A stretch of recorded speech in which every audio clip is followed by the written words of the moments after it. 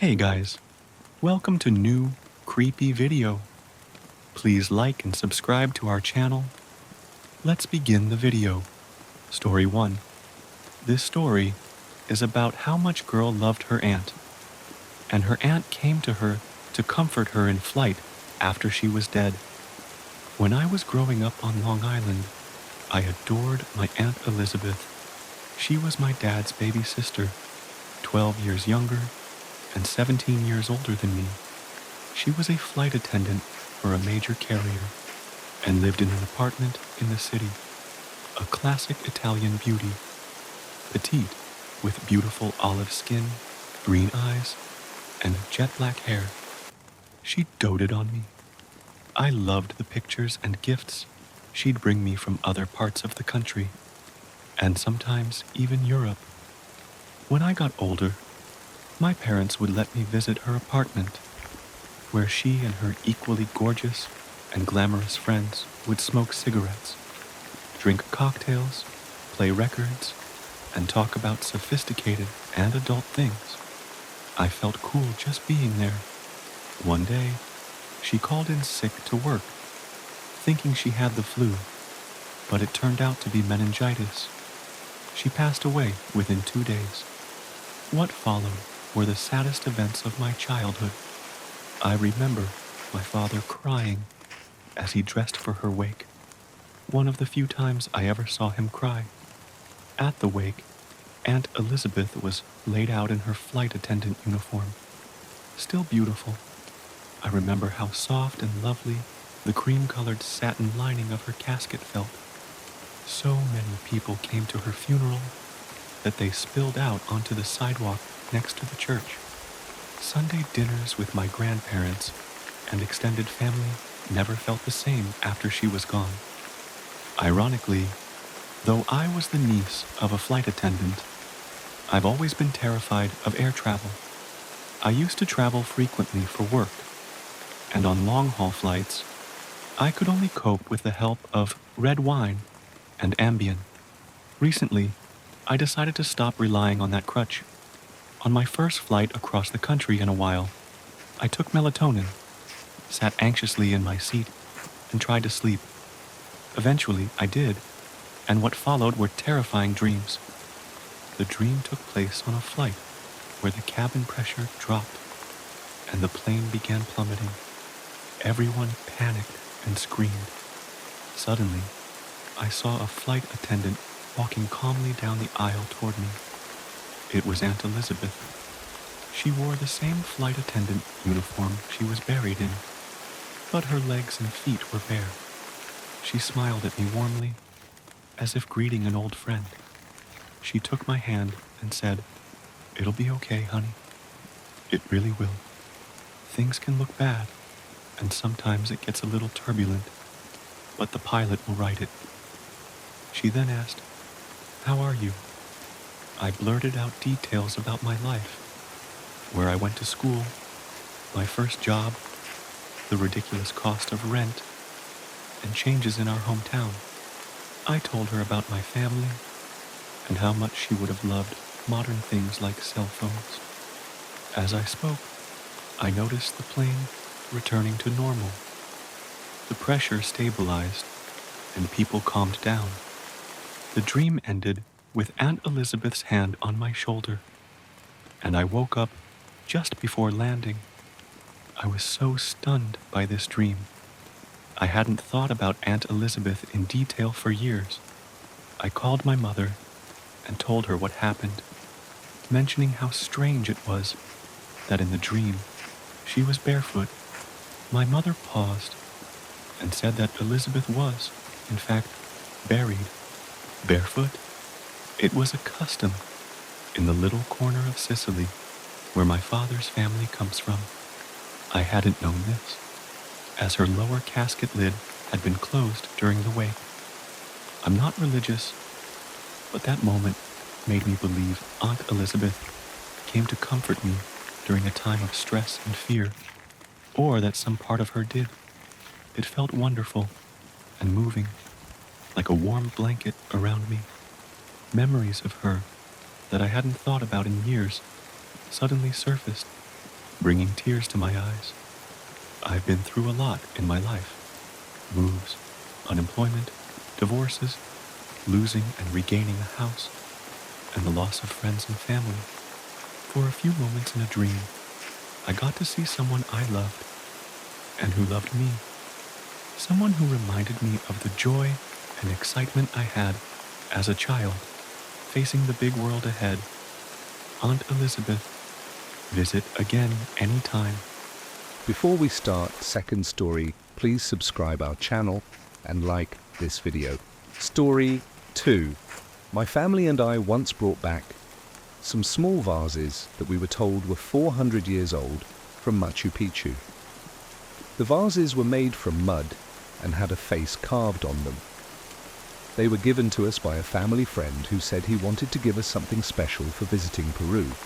He claimed he had bought them from a local in the Pisco region of Peru, near Machu Picchu. We brought the vases home to Canada, and from almost the first week, a horrible streak of bad luck and accidents began happening to our family. My mum developed cataracts at a very young age. My father lost both his jobs. My brother and I were constantly sick, and my little sister would randomly start screaming. When we were on the verge of being homeless, we began looking for things to sell and came across the vases. We weren't sure if we could sell them or how much they were worth, so we contacted one of my dad's friends in Peru who had worked in a museum.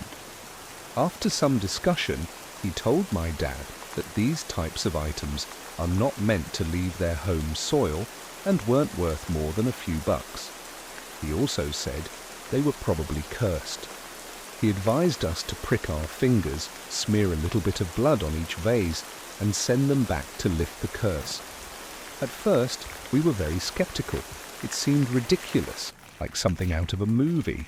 We even assumed the man wanted them so he could sell them himself. A couple of days later, my mother and father got into a nasty car accident. Although we were all okay, my parents needed to take a few weeks off work to recover. After that incident, they decided we should send the vases back and follow the instructions. We sent them back, performed the blood ritual, and within a week, things noticeably improved. My father found a very good job, as did my mum. We also found a great place to live with low rent, and all of us were in much better health. What do you think? Was it just a coincidence, or were the vases truly cursed? Before we start third story, please subscribe our channel and like this video. Story 3. My boys are currently 8 and 6, but when they were 4 and 2, we had been living in a place for a few months. My oldest, who wasn't always the most articulate, kept walking to the corner of the room, looking up and talking. At the time, he was still doing a lot of babbling. After a few occurrences, he walked over, grabbed his younger brother by the hand, brought him to the corner, and they both looked up and started talking. They were smiling and giggling like an adult was interacting with them. After my youngest wandered back over, I asked what they were doing, thinking it was some kind of game. My oldest giggled and said, "I'm talking to Grandpa." I was confused since their grandpa lives far away in Nebraska. I said, "Your grandpa lives far away." My child looked at me and replied, "No, Mommy, it's your grandpa." Hearing this was unsettling, especially since my oldest, who typically babbled, suddenly spoke so clearly and coherently. I looked at the corner, and both boys were talking and showing their toys to the empty space. I watched for a while, then said, "Babies, come watch your movie so Mom can finish dinner." The younger one waddled over and sat down, and the oldest picked up the toys in the corner, put them away, and joined his brother. As I started cooking, I kept glancing at the corner. On a whim, I muttered, "Thanks, Grandpa." Suddenly, the door in the corner fell open, as if someone had walked through it, and the room felt different, as if there was a heightened energy. That night, I had a vivid dream of my childhood home. There was a path leading to the woods, where I found a small building resembling a mausoleum. It was little more than an awning, with one wall holding a door, 4 pillars, and a bench swing. I walked up, lit some incense, sat on the swing, and started rocking while staring at the ground. Then, I saw them. Those old, ratty sneakers. My grandpa was sitting next to me with that familiar smile on his face. I began talking, mostly about my boys, telling him how much I missed him and how I named my oldest after him. He just listened with that warm smile. After a while, we both stood up, and I hugged him. I told him I hadn't shared everything yet, but then I heard my name being called from somewhere. I looked around but didn't see anyone. When I turned back, he was gone. I yanked open the door in the mausoleum, and it revealed a vertical shaft lined with endless doors in both directions. I woke up crying and in the midst of a panic attack. My grandfather had passed away in 2005, my grandmother in 2008, and my son was born in 2010, just 1 week shy of my grandfather's birthday, which was also the original date my doctor had scheduled for my induction. Before we start fourth story, please subscribe our channel and like this video. Story 4. When my sister was quite young, our grandmother bought her a porcelain doll. The doll wasn't anything special. It wasn't an antique or anything like that. Just something you might find at a novelty shop. It was on a stand and couldn't be moved without possibly breaking it. She had the doll for a few years before my parents divorced. After the divorce, we moved in with our mother in a poor neighborhood in Alton, Illinois. The house felt strange, and it had a weird smell. My sister placed the doll in one of the built-in cabinets in the wall, and that's where it stayed for the first few days. Soon, we started noticing small changes in where the doll was or how it was positioned. Sometimes it would be facing the living room, but after leaving the room and returning, it would be rotated differently. We thought our mom was probably messing with us and largely ignored it, but it kept happening. Over time, the doll started appearing in different places around the house. It might be on the cabinet, then move to the dining room table, or be on the living room floor facing the television. We made a lot of new friends in the neighborhood, and when they came over, I would show them what the doll did. Without fail, I would place her somewhere, leave the room for a few minutes, and when we returned, she would be in a different spot.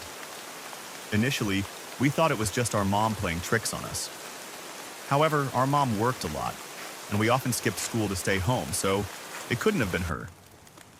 One day, we decided to mess around with a Ouija board I had found in my closet. I don't remember if we had bought it or if it had just been there.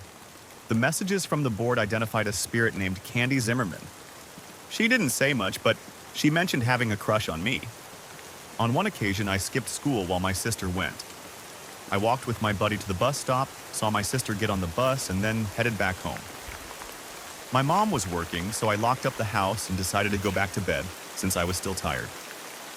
What happened next, I will never forget. I heard a knock at my bedroom door, which startled me awake.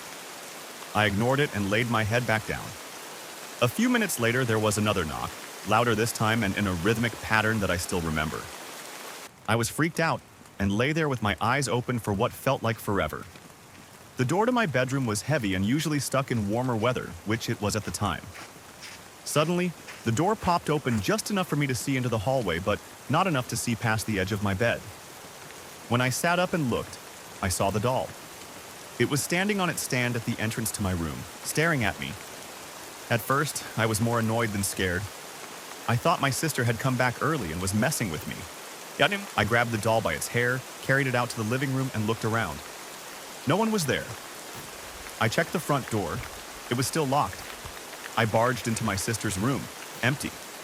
I checked my mom's room, also empty. At this point, I was terrified. I took the doll to my sister's room, threw it into the closet, and buried it under a stack of bags filled with old clothes and junk. Then I shut the closet door and spent the rest of the day sitting on the front porch, waiting for my mom to come home. The doll never moved again after that. I made sure to have a local Wiccan bind the Ouija board, which she kept. We moved out of the house a year later after experiencing a few more paranormal incidents. As for the doll, when we moved back in with my father, it stayed in my bedroom closet for about 5 years. One day, while cleaning out the closet, we threw it away. Was the doll haunted? I don't know. It could have been something tied to that house, moving things around.